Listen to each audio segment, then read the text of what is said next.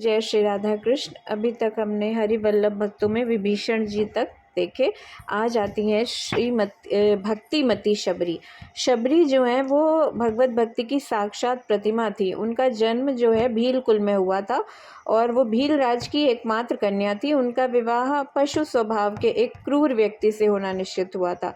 तो अपने विवाह के अवसर पर बलि हेतु लाए गए पशु समुदाय को देखकर उनका हृदय करुणाप्लावित हो उठा और उनके हृदय में दया, अहिंसा और भगवत भक्ति के संस्कार थे।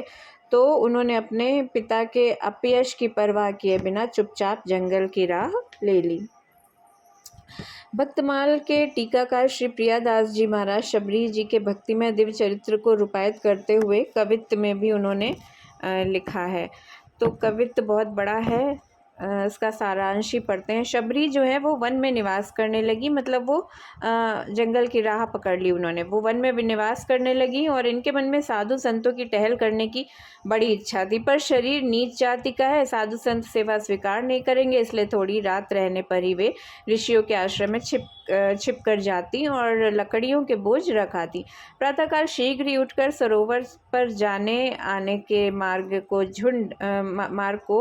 झाड़ बुहार कर उसकी कंकड़ियों को बीन कर अलग डाल देती थी। यह सेवा करते हुए इनको कोई भी नहीं देख पाता था। सवेरे उठकर ऋषि लोग आपस में कहते कि मार्ग नित्य कौन झाड़ जाता है और लकड़ियों के बोझ कौन रख जाता है। वनवासी ऋषियों में एक मतंग नामक ऋषि थे। वे परम विरक्त और भक्ति रस के आनंद से परिपूर्ण थे। लकड़ियों के बोझ रखे देखकर वो अपने शिष्यों से कहने लगे कि इस तपोवन में ऐसा कौन आ गया जो नित्य चोरी से सेवा करता है, उसे एक दिन पकड़ो।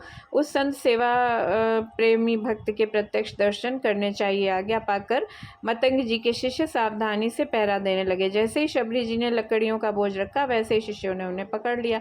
वो बेचारी भय और संकोच वश कांपने लगी और उनके पैरों पर गिर गईं।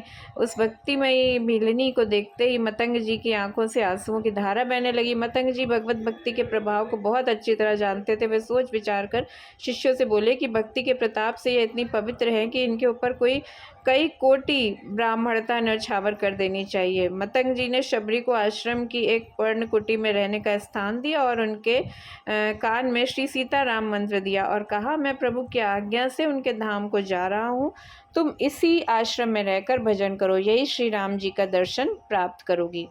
गुरुदेव श्री मतंग जी के वियोग ने शबरी जी के हृदय को बड़ा कठोर कष्ट दिया। उनसे जीवित नहीं रहा जाता था, पर श्री राम जी के दर्शनों की आशा लगी थी, इसीलिए जीवित रही। मुनियों के स्नान मार्ग को थोड़ी रात रहे झाड़ बुहार आती। एक दिन विलंब हो गया।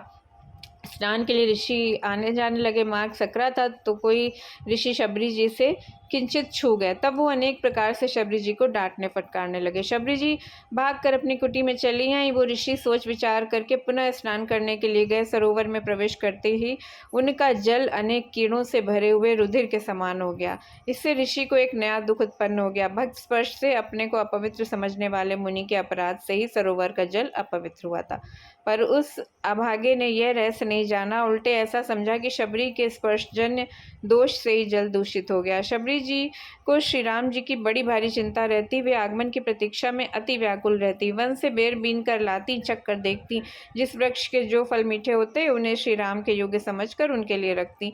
उत्कंठावश अपने प्रभु के आगमन के मार्ग में जाकर उसे स्वच्छता एवं कोमल बनाती और सोचा करती कि राघवेंद्र सरकार कब आएंगे, कब मेरे नेत्र उनके दर्शन रूपी अमृत का आस्वादन करेंगे। इसी प्रकार प्रभु के आगमन की बाट देखते देखते जब बहुत दिन बीत गए, तब एक दिन अचानक ही श्री राम जी आ गए। उनके सभी शोक मिट गए, परंतु उन्हें अपने शरीर को नीच कुल में उत्पन्न होने की बात याद आ गई।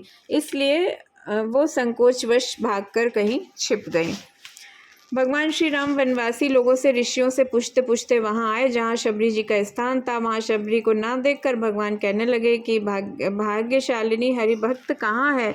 मेरे नेत्र उनके दर्शन रूपी सुधा के प्यासे हैं। स्वयं सरकार मेरे आश्रम में पधारे, यह जानकर शबरी भी आश्रम की ओर दौड़ी। दूर दूर जहाँ से प्रभु को देखा वहीं से सप्रेम साष्टांग दंडवत प्रणाम किया। शबरी के नेत्र प्रफुल्लित हो गए। भगवान ने समीप जाकर शीघ्रता से ललक कर उन्हें उठाया। कोमल कर कमल के स्पर्श से तन मन की सब व्यथा दूर हो गई। नेत्रों से आनंद के आंसुओं की झड़ी लग गई। भगवान श्री राम परम सुखी होकर आसन पर विराजे। शबरी जी ने आर्ध्य पाद्य पूर्वक बेर आदि फल अर्पण किए। श्री राम जी ने उन्हें प्रेम से खाकर उनके अद्भुत सुंदर स्वाद की बार बार प्रशंसा की। उधर सभी ऋषि आश्रम में बैठकर सोच विचार कर रहे थे कि सरोवर का जल बिगड़ गया है, उसे शुद्ध करने के लिए यज्ञ याग और स्वतीर्थ जल निक्षेप आदि सब उपाय हमने कर लिए, पर वो शुद्ध नहीं हुआ।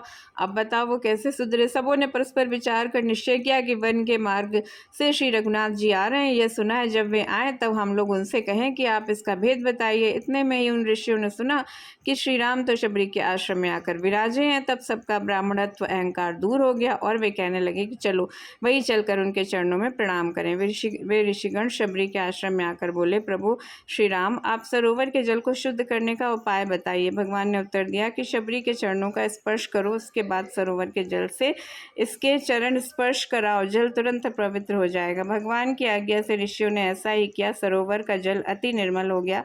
भक्ति की ऐसी महिमा देखकर ऋषियों के हृदय प्रभाव से द्रवित हो गए। महर्षि मतंग की वाणी आज सत्य हो गई थी। भगवान ने उसे नवधा भक्ति का उपदेश दिया।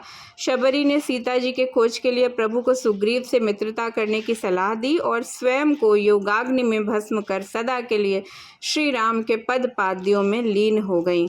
तो जो नवधा भक्ति का उपदेश जो भगवान ने शबरी जी को दिया था, वो दिया भगवान ने शबरी जी को था, पर शबरी जी के अंदर तो थे ही सारे नवधा भक्ति। वो शबरी जी के माध्यम से संसार को ही जो नवधा भक्ति का उपदेश श्री राम जी ने दिया है, वो संपूर्ण संसार को ही दिया है, क्योंकि शबरी जी तो उसके तुरंत बाद ही योगाग्नि में भस्म होकर भगवान के धाम में पधार गई थी। तो जो नवधा भक्ति का उपदेश भगवान ने श्री शबरी देवी जी को दिया था, वो संसार के लिए ही दिया है।